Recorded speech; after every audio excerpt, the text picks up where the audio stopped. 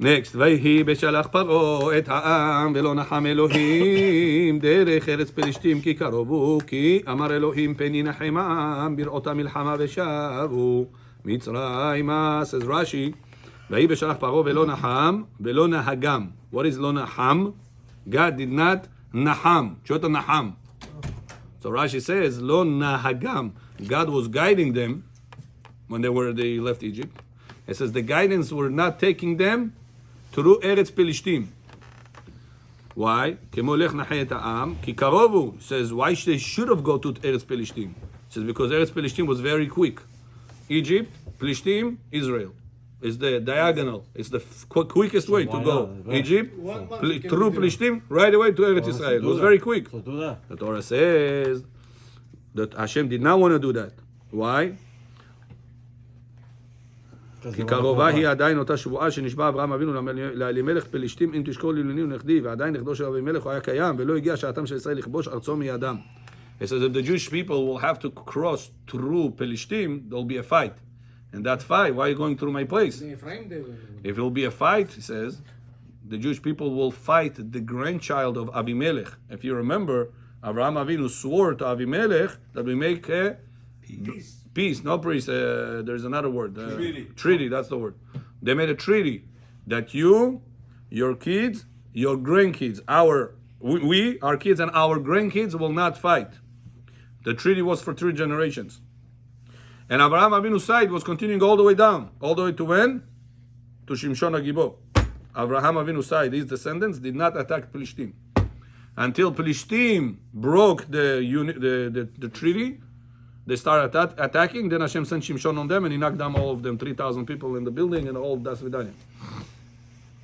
But he says in this parasha, Hashem does not let the Jewish people go through Pelishtim because Hashem said, Ki karov hu. He says, what karov hu? Not karov, the distance. The distance is very close. It says the generation that Abraham promised, it's still karov. It didn't pass the time because the grandkids of Avimelech still was alive at that generation.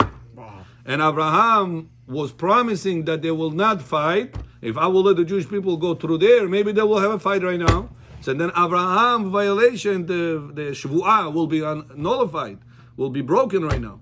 So it's in the respect of Abraham, I have to take them all around. 40 years. Wasn't 40 years. בראותה מלחמה ושבו מצרימה. says Rashi, כגון מלחמת העמלקים הכנעני, שאז ביקשו לשוב מצרים. Says if the Jewish people will see milchama, fight, war, they'll say, listen. We don't need any of this. Let us go back to Egypt. Says Rashi, why the Jewish people would say that? We have a proof for that? Says yes. He says, look, whenever there was 2 wars after they came out of Egypt, there was 2 wars, one with Amalek and second one with this Kenaani. As soon as they see those wars, what the Jewish people say in the book of Bamidbar, Rashi is recorded here, they ask Hashem, Moshe, please let us go back to Egypt. We don't want to have a war. Hashem said, I don't want you to go back anymore to Egypt. Because of that, he said, I don't want them to see a war. That's another reason why I didn't make them go through Eretz Pelishtim, the land of Pelishtim, because if they would have to see a war, and then they will not be happy living in Egypt. They will say, please, Moshe, take us back to Egypt. We don't need to have any blood spilling anymore. וכתב וחזרו לאחוריהם 8 מסעות, עד שרדפו אחריהם בני לוי והחזירום. It says, whenever there was a fight with Amalek and Knaani, it says the Jewish people went back 42 steps, right? They went back 8 steps. 8 locations that they were before, they were running behind again. Until the children of Levi, Bnei Levi, had to come, he says, the Yerushalmi brings it, they had to bring them back into the front in order to fight the war against Amalek and Canaan. So we see, says Rashi, that it was not just an assumption. Oh, the Jews are weak, they're going to come out of Egypt, they just came out of Egypt, they'll see a war, they'll just live back to Egypt. It's not an assumption, says Rashi. That's as a proven fact. Because that's what happened whenever they saw a war in front of Amalek and in front of Canaan. ואם הלכו דרך ישר, וקרוב היה בין הקל, היו חוזרים. ומה אם כשהקיפם דרך מעוקם, אמרו ניתנה ראש ונשוב במצרימה, אם הולכים בדרך פשוטה, על אחת כמה וכמה. Says Rashi, look, if you will show the Jews, here is Egypt, here is Plishtim, here is Israel. Check. Right? If they will see right now a war, it'll be very easy for them, they know the way. Boom, right back to Egypt. They just came out, they'll just go back. He said, what Hashem did, I will make them walk around. So this way they will lose track of how to go back to Egypt. I don't want them to go ever back to Egypt again. And the Torah restricting. Until today, a person is not allowed to go back to Egypt. There is a debate how the Rambam went back to Egypt, if the Torah restricted it. So, no, that's Egypt. Maybe you live in Egypt. Our Torah says Egypt is the real Egypt, not the spiritual Egypt. The real Egypt, Hashem says, no more Egypt, you're not allowed to go back over there. So the debate is only by land, is only that specific way, it's only by, not by airplane. Today people go over there by airplane. So there is a lot of ways around the problem. But then, but generally speaking, we had a problem going back. This is true until today. Go back to Egypt. If you go to the pyramids, don't go from Israel to Egypt, because then you are going baderich. You're going from that path, going from Egypt to Israel. Hashem said, don't do that path anymore. So they say that he did it on the airplane. The problem is to walk baderich. The Torah emphasized on that way. So he didn't do that way. He did that way. That's the bypass of the problem. And what is the whole fear? Why Hashem doesn't want to go in the short way? Because he is afraid that they're going to come back to Egypt. And that's fear from HaKadosh Baruch Hu. It's such a big deal. I saw on Shabbat, very beautiful explanation. So what's the big deal? Them going back to Egypt. It says a Jew that is in this world and he's not correcting this world, he's wasted in this world. He's just wasting his time. He's going to make millions, he's going to build a house, he's going to have kids, grandkids. He says that's every life of a goy also. He also has a millions, he also builds a house, he also has a family. What's the difference between you and him? Your mission is to fix the world. It says in Egypt, the Torah says, "Vayinatzelu et Mitzrayim." So what does Vayinatzelu et Mitzrayim means? They took everything out of Egypt. What does everything means? Not physical money and gold and stuff like that. They took all the nitzotzot HaKdusha that was scattered in Egypt. When the Jews left, they took all of it out of Egypt. So therefore he said there's nothing for Jewish people to do there anymore. If the Jew will go over there, he's a wasted Jew in this world. Wow. So if you are in America, you have a reason why you're in America. It's not for you to make the next $1 million. That's Goy also does. If you are here for a reason. I need to correct that place. I see a Mechalel Shabbat, I have to go talk to him. I see somebody speaking in my synagogue, I have to go correct him. If I see myself, I see so many mistakes in myself, I have to go and correct that. So the place I am in, I'm not wasted in that place. I'm not just a goy, going in the morning to work, making my millions, making my family, making my house, and das vidanya. No. I am in the place because Hashem put me in the place for a reason. What's the reason? Spiritual improvement of that place. Bechor Fami there. Very good. Now it's 9:55 almost. You want me to stop the recording? You have questions? No, чуть-чуть продолжайте. There's not going to be any questions. No questions. Baruch Hashem. Tov, I have to keep my word. We are continuing. Peninachim, No more, no. says Rashi, יחשבו מחשבה עד שיצאו ממצרים ויתנו לב לשוב. Yes, Hashem was so afraid that they will go back to Egypt that he says, I'm going to make them go around. I remember there was one relative in my building in Eretz Israel, Dardisar ben Dardisar. Was this person you don't want to keep it in your house. You don't want to show him where you live even. He says this neighbor had that relative, Dardisar. You have no idea how Dardisar. Talking non-stop. Non-stop. The person can stop talking. This person could not stop talking.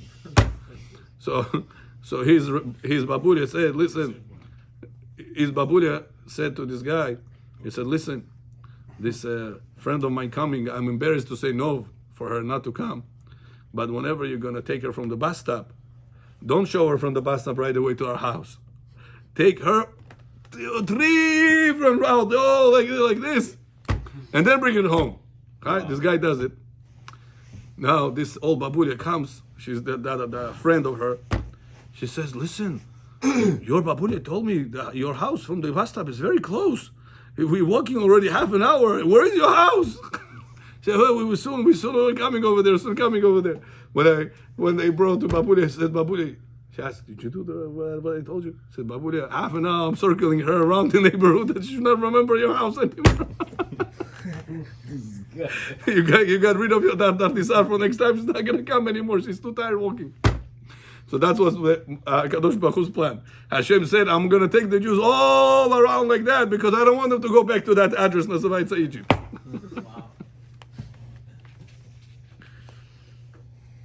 And all this for what reason, Bechor? Not to be a wasted Jew. Yam Suf, כמו לים סוף. Okay? Next pasuk. ויסב אלוהים את העם דרך המדבר ים סוף, החמושים עלו בני ישראל מארץ מצרים. He says, and HaKadosh Baruch Hu made the Jewish people go דרך המדבר, through the מדבר, ים סוף.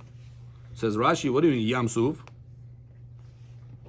He says, through the midbar, they're walking to reach Yam Suf, the sea that they're gonna cross.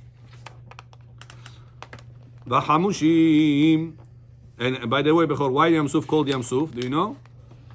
Yam Suf, but you know why it's Yam Suf? There's a lot of secrets why, but the simple pshat is, it says that Yam Suf had a lot of kanim. Reeds. Huh? Reeds. Reeds. Yam Suf had a lot of kanim. Those kanim are called suf. Those reeds are called suf. So this was the sea of the reeds. Like you have the spalka, right? But yours is thick. Those ones was like bamboo. You know bamboo? What are the reeds? Kanev suf kamelu. Okay. He says, how many people came out from Eretz Israel, from Mitzrayim? How many of the Jews came out? 600. No, right. But how many of them percentage? 20%, 1 out of 5. So the word Hamushim in Hebrew has a few meanings. One of them is Mezuyanin, which means to say armed. They had Klei Milchama. Weapons. Why? לפי שהסיבתן במדבר גרם להם שעלו חמושים, שאילו היה מוליכם דרך ארץ יבשים שהוא דרך יישוב, לא היו חמושים להם כל מה שצריכים, אלא כי האדם שעובר ממקום למקום בדעתו לקנות שם מה שיצטרך, אבל כשהוא פורש מן היישוב למדבר צריך לזמן לו כל הצורך, ואפילו כלי מלחמה. It says the Jews, if they would cross through them בארץ פלישתים, it says they didn't need any weapons. But now going through the desert, there's a lot of pirates, there's a lot of devil nachona over there in the desert. You know, you have no protection, no security. I remember as a child going to the trip, the yearly trip. Yeah, how do you call it? The yearly trip with the kids. School trip. Yeah, we always had some father or somebody that has a gun. He has to come with us for the trip. Security. And this is a group of 20, 30 people. You know, imagine what it is. Millions of people you're going on the desert. There is no any protection. There is no any security over there. So it says that's how the Jews came out of Egypt. With weapons. Each one of them had their own gun, had their own knife, had their own way of protecting themselves for security purpose. How about the Let's see, Meir John, let's see, good question. Let's see. לכן אמר בחמושים, לומר שהיו מצוידים בכל הדרוש להליכה במדבר. They came armed with everything they need. If it is bed, I said the bed that rolls up, when you sleep with this anywhere you want? Sleeping bag. Sleeping bag. They had everything they needed. They didn't come, okay, we're going. He said they're coming out with all their needs that a person will need on the way to Midbar. Very interesting. וכתוב זה לא נכתב כי אם לשבר את האוזן, לסבר את האוזן, שלא תטמע במלחמת עמלק וכן סיכון ומעוג. He said, how do we know? He says, because how else did they fight Amalek? How else did they fight Og Melech HaBasha? How? There's milchamot, there's wars. How go to a war you have nothing to fight with?